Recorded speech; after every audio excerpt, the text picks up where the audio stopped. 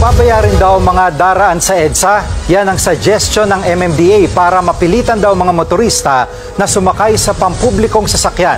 Live mula sa EDSA Reliance, sa frontline balitang yan, si Gerard de la Peña.